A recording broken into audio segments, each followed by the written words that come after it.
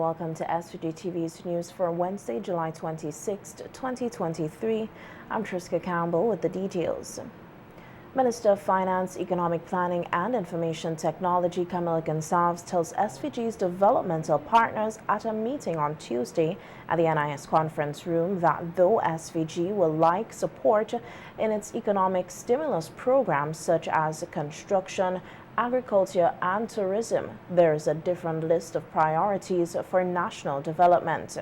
He says as the government, they are hoping that there is an understanding that the development of SVG in the medium term is tied up in a few things, such as climate resilience, agriculture, and the blue economy. The pursuit of digital transformation, which he said must all be people-centered. When we talk about things being people-centered, we're talking about our social protection floors. We're talking about continuing the recovery in individual lives from the volcanic eruptions. We're talking about citizen security. Footsteps from this building. Just last week, we experienced the worst criminal events in the history of this country. And that is likely emblematic of other challenges, social challenges that we have to deal with. Engagement of the youth, engagement of young men, and interventions at the right stages to ensure that these things can be dealt with. Support for entrepreneurship,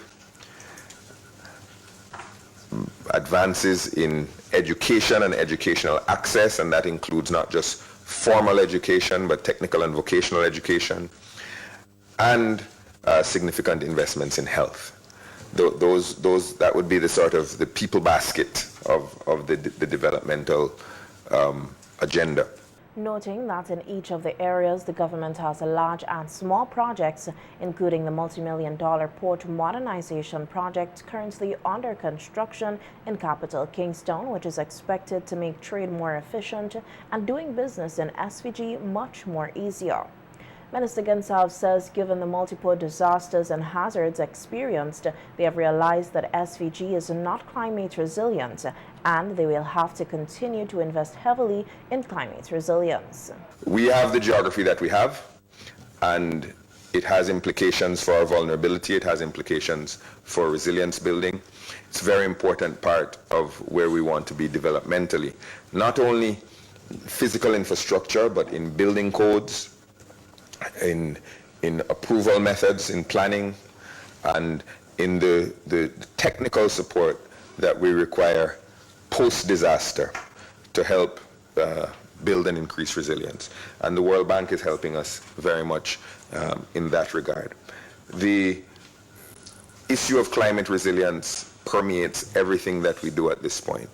We talk about building a hospital, we have to think about climate resilience. We're building new schools in this country and repairing schools. Schools in this country are buildings in which education is delivered, but they double as shelters in the event of hurricanes or volcanic eruptions.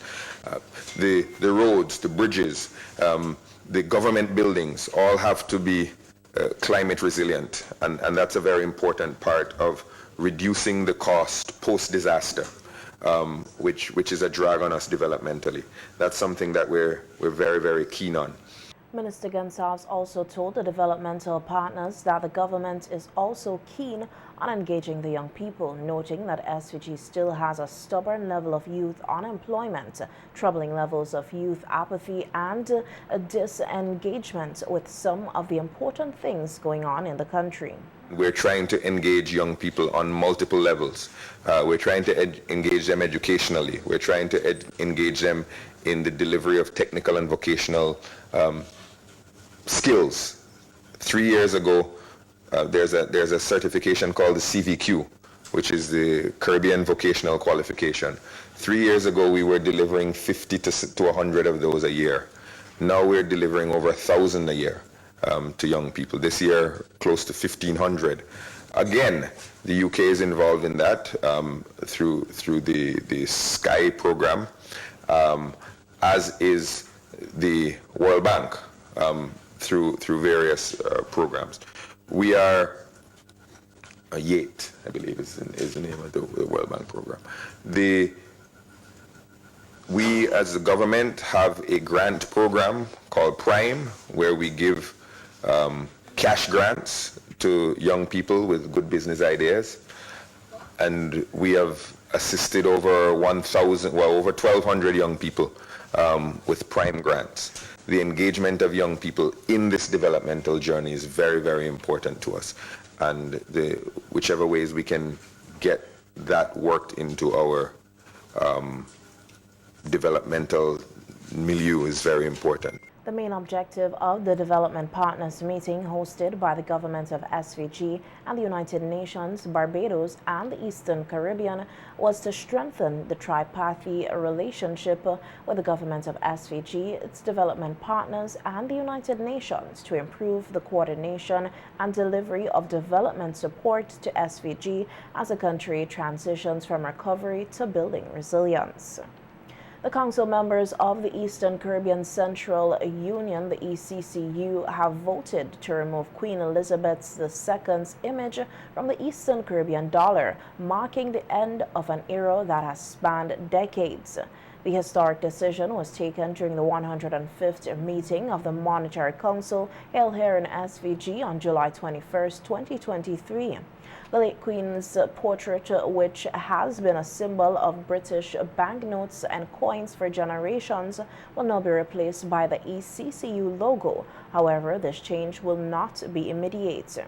During his presentation of the communique of the 105th meeting of the Council, new chair, SVG's Minister of Finance, Economic Planning and Information Technology, Camila Gonzalez, said there will be a thorough process of public consultation that will last until December 31st, 2023. This time, the public will be invited to comment on the proposal to replace the Queen's image with the Currency Union logo, and to offer any other suggestions. And we agreed to make a final decision on the new image for the Eastern Caribbean currency by February of 2024. Finally, we approved the issuance of a commemorative $50 note to mark Grenada's 50th anniversary of independence. Grenada will celebrate its 50th anniversary on February the 7th, 2024, and we expect this special commemorative note to be circulated in the second half of 2024. The late monarch's portrait had been a prominent feature on notes and coins issued by the Eastern Caribbean Central Bank, the ECCB, which serves as a monetary authority and for nations, including Antigua and Barbuda, Dominica, Grenada, Montserrat, St. Kitts and Nevis, St. Lucia, and St. Vincent and the Grenadines. This move signifies a significant step towards ascertaining the unique identity of the Eastern Caribbean Currency Union, separate from its historical ties with the British monarchy. Micro, small, and medium enterprises, MSMEs, in St. Vincent and the Grenadines now have a new source of financial assistance from a local institution. The St. Vincent and the Grenadines Police Cooperative Credit Union on Tuesday announced its microloan program at a news conference. The SVG Police Cooperative Credit Union microloan program is designed to help boost businesses following the fallout from the impacts of the COVID-19 pandemic and the 2021 volcanic eruptions. Manager at the Police Cooperative Credit Union, Ayana Samuel, said they recognize the need for funding micro, small, and medium enterprises, with the program being introduced at a time when we think it is most needed in the country. The application process will be open from Wednesday, August 2nd to Friday, September 1st in the first instance. Samuel said the program will be closely monitored by the credit union, which will perform various on-site visits to these businesses to confirm that the funds are utilized properly and to provide guidance and assistance where needed. The SVG Police Cooperative Credit Union is collaborating with the Center for Enterprise Development, Inc., the CED, on the microloan program, which allows startups and existing businesses to borrow up to 10,000 EC dollars. The loans may be used to supplement working capital or to purchase furniture, machinery, and equipment for the business, and cannot be used to pay off other debt or to purchase real estate. CED's acting general manager, Afi Clark, said the launch of the microloan program is evidence of the CED's commitment to supporting the development of the MSMEs and the private sector in St. Vincent and the Grenadines.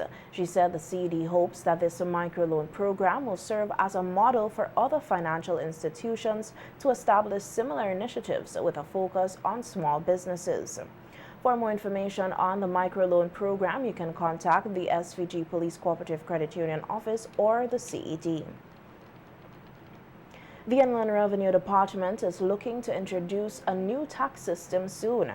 This is according to Controller Kelvin Pompey, who was speaking with SVGTV News at their new headquarters in capital Kingston. Pompey said with technology now a part of our daily lives, customers of the Inland Revenue Department will be given the opportunity to do tax-related transactions from the comfort of their homes. The increasing importance and dependence we are on technology in terms of offering high-value services to our taxpayers. And so we are sourcing a new tax system that would have an e-filing and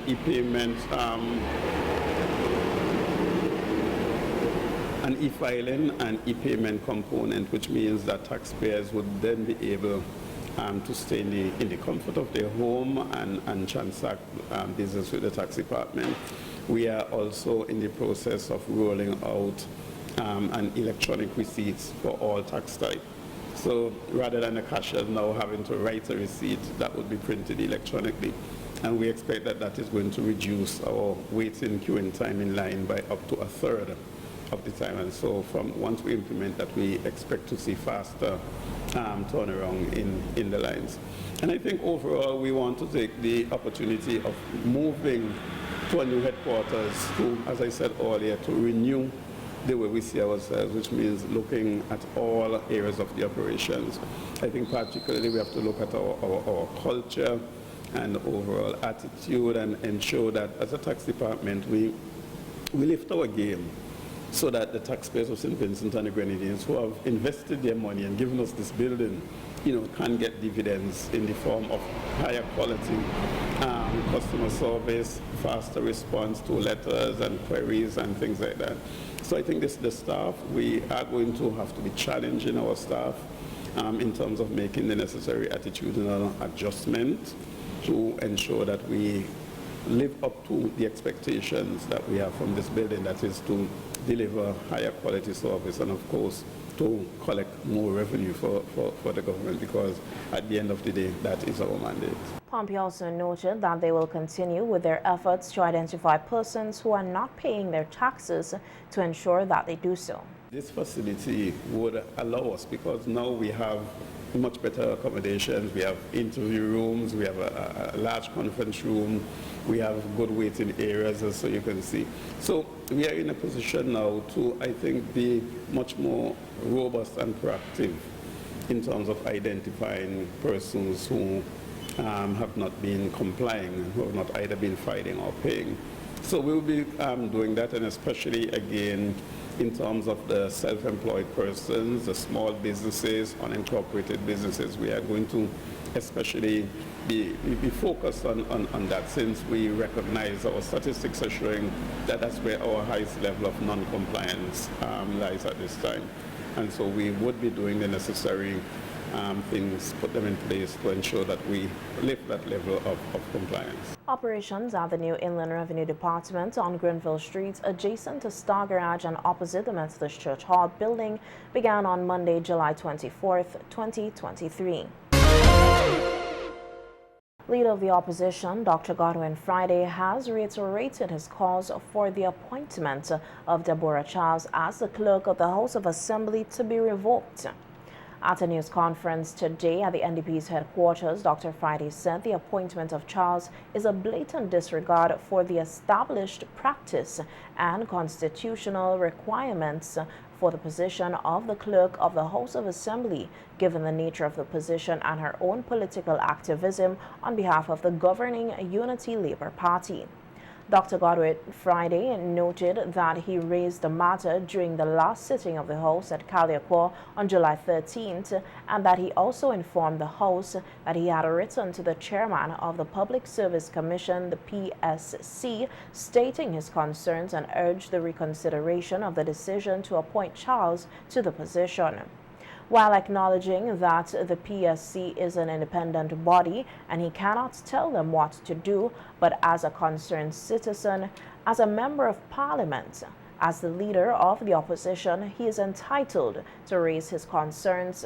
Dr. Friday said their reasons for calling for the revocation of Charles's appointment is not a personal attack, but is a matter of public interest for the democratic institutions of the country to be protected and function for everyone.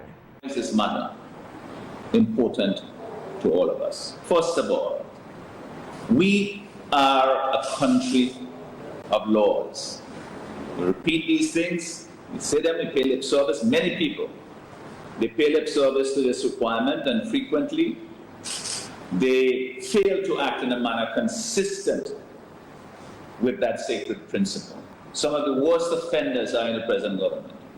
First, it is important to note that the position of Clerk of the House of Assembly is a position required by the Constitution of St. Vincent and the Grenadines, the highest law of the land. In Section 35 of the Constitution, it states that there shall be a Clerk of the House. Shall be a Clerk of the House. It further states that the office of the Clerk and the offices of the members of the staff of the Clerk shall be public officers. Public officers. The appointment is done by the Public Service Commission, and the holder of the office has a duty to be impartial in the performance of the duties of that office. To perform the duties appropriately, the holder must not only be impartial, but must be seen to be so. The appearance must be so. There should be no doubt or question as to the impartiality and professionalism of the position of Clerk of the House. We've never had to question that or raise any concern about that in all the 22 years I've been a member of Parliament, and I'm sure prior to that, because those principles were generally respected.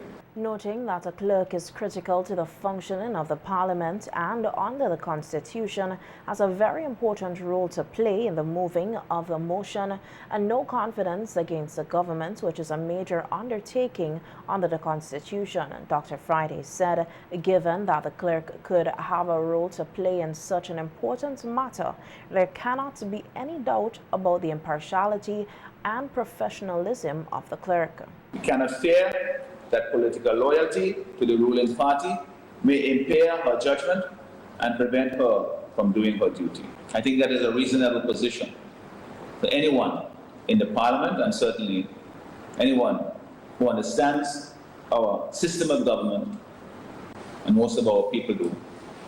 It is an important principle to be upheld. I use the present tense to say that Deborah Charles is a political activist for the ULP. We all know that she was a candidate for the ULP in the last election, that is just 2020, in 2020. She ran against Daniel Cummings in West Kingston twice and lost twice.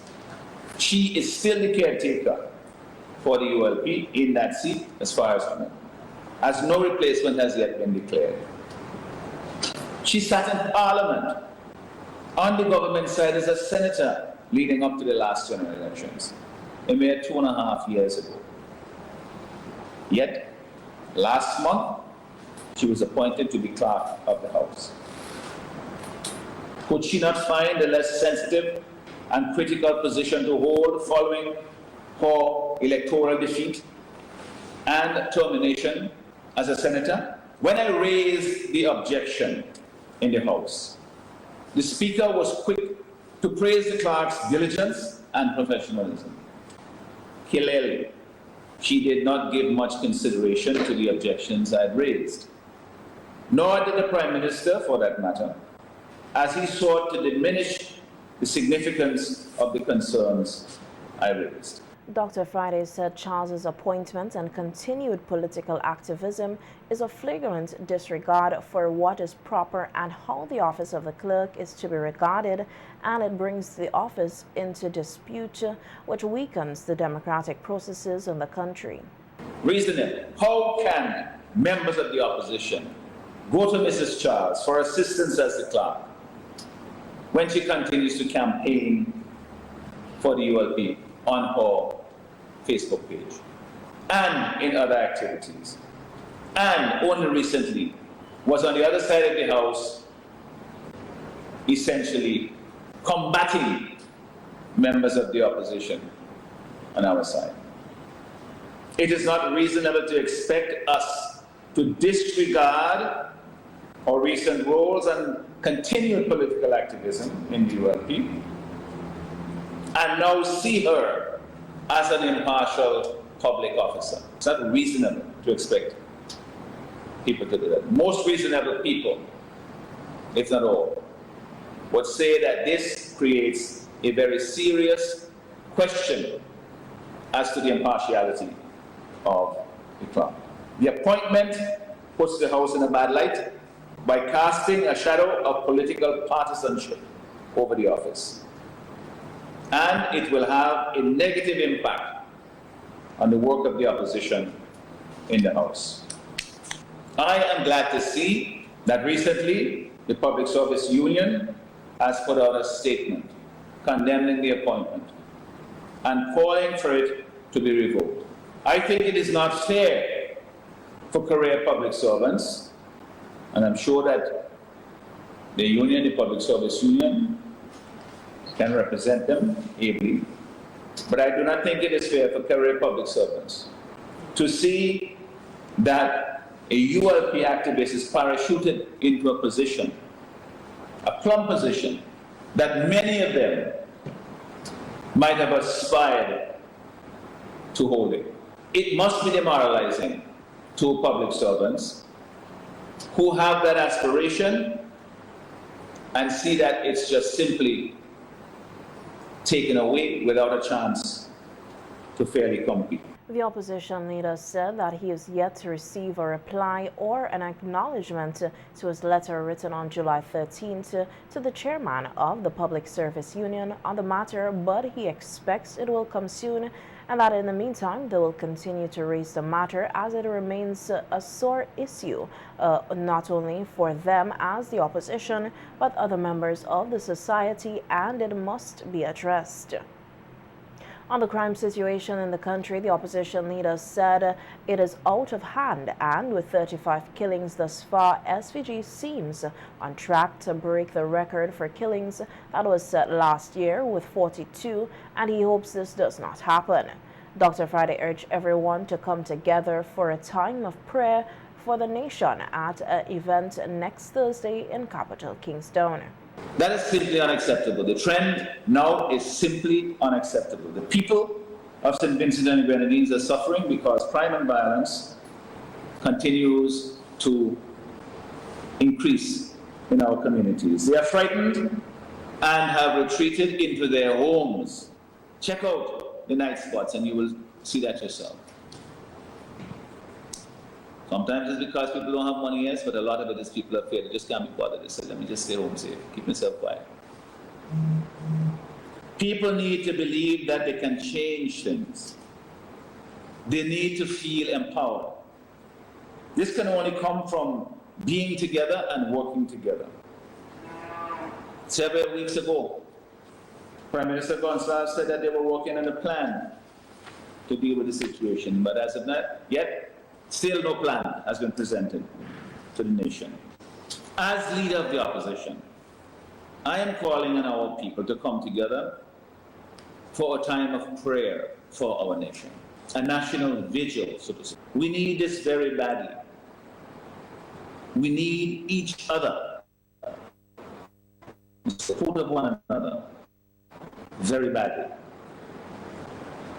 I am calling, I've said it elsewhere, but I repeat it here. I am calling on the churches, church leaders, civil society leaders, including trade union leaders, business leaders, men and women of decency and courage to come together. I invite the government, including the Prime Minister and Minister of National Security, to join us in such a rally in Kingston. I invite the police, including the Commissioner of Police, to be a part of such a rally in Kingston. Let us all come together and pray for peace and healing in our land. At Heritage Square in Kingston next week. Meanwhile, Acting Prime Minister Montgomery Daniel on radio today said the mass shooting in capital Kingston last week is not being treated lightly. Daniel said that the police have stepped up their crime-fighting measures and are receiving outside assistance in solving these crimes. Well, from all the reports from the Commissioner of Police, that the police has stepped up their game. They have placed a number of measures in place. Of course, I cannot say to you on radio what are all of the measures that they have installed so far. And of course, they continue to work on. But I can say to you that they have been even having outside support coming into the country to assist them in their work. All right. And that is to the extent to where we want to ensure the general public that we are not treating this matter lightly at all. Minister Daniel, however, noted that the police cannot solve crime alone, with a great need for cooperation and assistance from the general public. The police can't solve the problems alone. And of course, we need the support of the public as well in these matters. One good thing that was identified at our meeting at the cabinet, of course, is that within this northern district, what the police consider the northern district, is that a number of the crimes are really accounted for. You have a number of persons being charged, taken to court, and you have results coming out of those measures. And I of course, I have to congratulate the police within the Eastern Division on this matter. They continue to do a good work. We have been seeing the police presence much more and much more in public places, on the road, and we want to ensure that the police continue to do their work and to bring a better safety, a more safe place to all of us here in St. Vincent and the Grenadines. The acting Prime Minister assures residents and visitors that they have nothing to fear as SVG continues to be a safe place for all. It is not easy for you to be on your bed in fear as to what is the next thing you're going to hear. So we depend on the police to bring that level of safety to our country and to all of St. Vincent and the Grenadines. The tourism industry needs that level of confidence. All of us need that level of confidence. And the Commissioner of Police has indicated at the cabinet meeting that he will restore confidence, law and order, to which Vincentians can be proud. So I think I would just have made a brief comment on that this morning.